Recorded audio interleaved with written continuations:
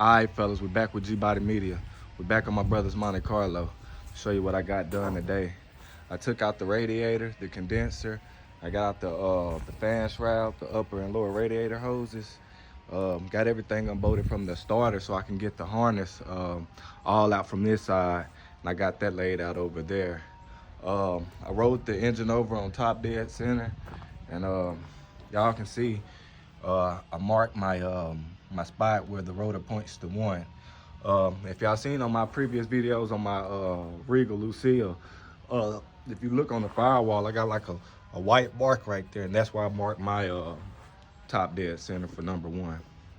But I got out the distributor cap and got out the spark plug wire so I can get just better access to the cleaning up and stuff. But this is the side of the harness that we're gonna keep, fellas. And this was that red wire that was dangling off on the inside. I'm gonna break the harness down and source it and stuff.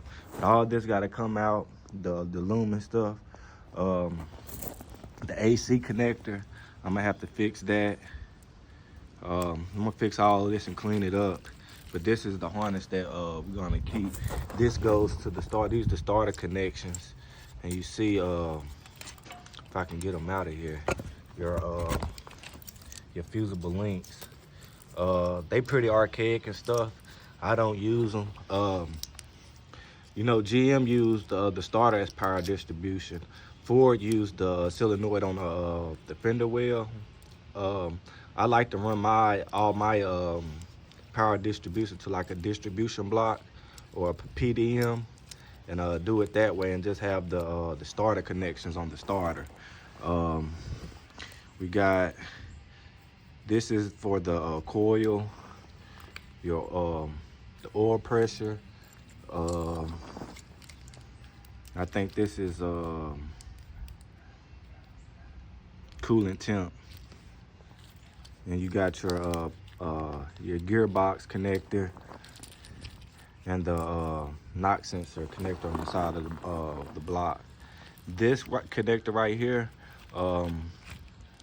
it's like the other side goes, I think it connects to like the choke on the side of the carb. I just got to figure out what all circuits it is and which all we're gonna use on there and stuff. I did talk to my brother, and he's pretty much wanting to go with like a 350. He got his eye on one, and I don't blame him, fellas. And so I think we're gonna pretty much go that route. If y'all ever built the car or something, as you build the build, it can go left or right. You can change your mind and stuff. So I think that'd be a great option, just to go with the 350 instead of, you know, if you want to do it, just go on and do it right, you know. It don't matter about the time and stuff. We're gonna get it done. We're gonna do it right, and that's what all that matters. What else? So I'm gonna get the harness done. I did go and start on the half top, cleaning it up some more. I'm gonna get some Gbody off for like the residual glue that's on there. But I took off the trim, and right here was some very, very bad pitting. It was some surface, so I knocked down with the wire brush and I treated it. Basically, just along this side was a little bit of surface rust. I just treated that, and all the other spots that I scraped the paint up, or that was bare metal, I just painted over it so it won't start rusting or anything. And on the other side, it was just one spot. I think it's right here that had some pitting, and I knocked that down and treated it. But as far as the roof goes, it's pretty much ready. No bad rust or anything. I just cleaned it up and stuff. The rear, I noticed that he don't have any speakers back there in the rear. I think they 4x10s or either 6x9s. So if they 4x10s, we'll just get an adapter and go that route. I know you don't want to pretty much rip the deck out or change the deck out.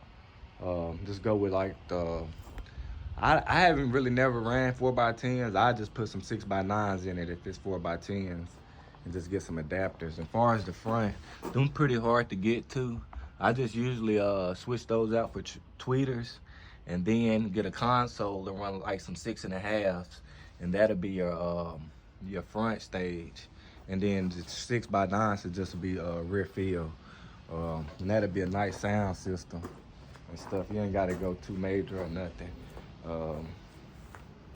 That's pretty much what I got done today. It's my this week in October. I always take off. It's my anniversary today, and my birthday is on the 18th, so I take off and stuff. So I got a little extra time to work on her and stuff.